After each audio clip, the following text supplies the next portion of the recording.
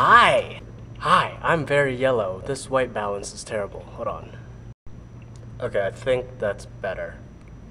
It's been a really long time. But I do have two things that I want to talk about today. One is a arashi style pentagram thingy. And two is a sort of a switchity-switch thing that I learned at Kinetic from Charlie. So let's get started. I don't know if it's really proper to call it an arashi style thing. It uses cat eyes sort of, but the idea is that the planes are set perpendicular to the fourth wall so that the audience sees lines, right?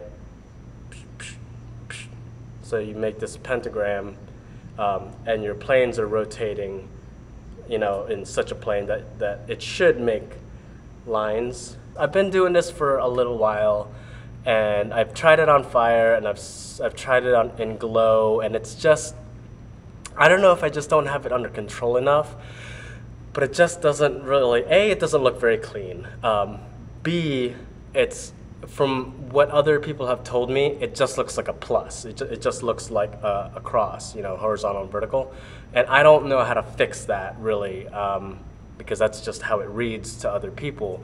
It might just have to get schlepped into that pile of things that is just way cooler to the spinner than it is to the audience, as is most things in Poi. But I'll show it to you anyway, because I think it's cool. You're basically spinning cat eyes, sort of. They're not perfectly unit circle cat eyes, they don't have to be. The idea is that you're presenting a line to the audience as opposed to an oval, which you would be if your cat eye, if your poi plane was parallel to the fourth wall. Basically, just at each corner or each vertex, you do a coil plane bend to get to the next thing, and it just looks like that. Now the cool thing about this is you have to go through the star twice to get a full iteration, and the reason for that is if you look at, if any of you have ever played with this triangle that Drex has been playing with, it's the same idea, but because for each line it only goes up one side of it, right? And then, so say on this first line for the triangle, it goes around the back, okay? Then for the next line, it's going to go down the front. And then for the next line, it's going to go around the back, okay? And then when it gets back to the original point, it's going to go up the front now, okay? So up the front, up, down the back, out the front, and then you're back to where you started, okay? So it's the same thing with the star. Obviously you could do this with lots of different phasings. I do it just 1/5 apart. So each hand is one point ahead, or one hand is 1 point of the star ahead of the other one. You could do it 2 points ahead, which I've kind of started trying to play with, but it's really confusing, I think. I don't know. 3 points ahead would pretty much be the same thing as 2 points ahead, and then 4 points ahead would be the same thing as 1 point ahead. Yeah, anyway, basically that's it. But it's, I don't know if I just can't do it cleanly enough, but it just doesn't really look like what it's supposed to look like, which is unfortunate. There's a really creaky spot on the floor right here. So the other thing I wanted to talk about, I'll just show you. The other thing I wanted to talk about is this.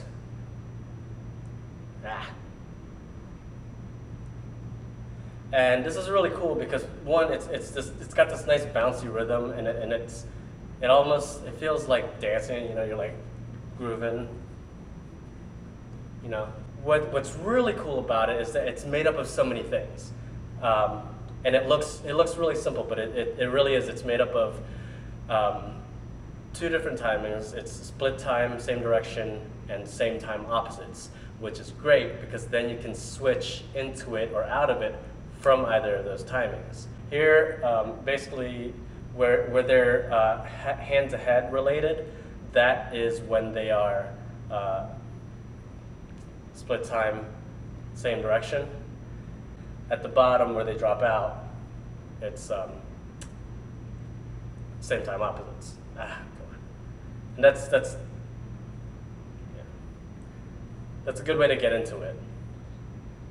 It's from same time opposites. It's not super cool as a move by itself, but what's really great about it is it's a good transition switch to go from one thing into another. So, you know, I could be going from butterfly to this and then end up in this, you know? Okay, I was about to leave. I actually just like finished filming and I was about to leave, but then I remembered something. When you come into this, basically each hand switches from cat-eye to isolated pendulum. So it's going cat-eye, isolated pendulum, cat-eye, isolated pendulum, right? Right. So because there's this moment where one of your hands is in isolated pendulum, right? And you're at a hand-head relationship, you can go very easily into cat versus pendulum, right? This sort of cat-eye transition in the middle of cat versus pendulum is the same move. There's also this cool thing I like to do with it, where I do a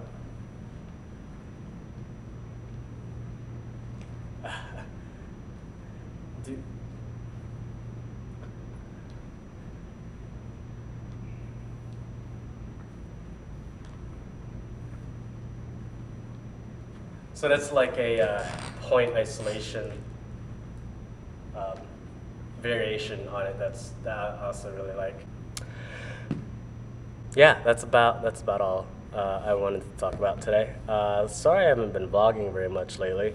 I'll try to change that, but I don't know. We'll see. Anyway, thanks for watching. Bye.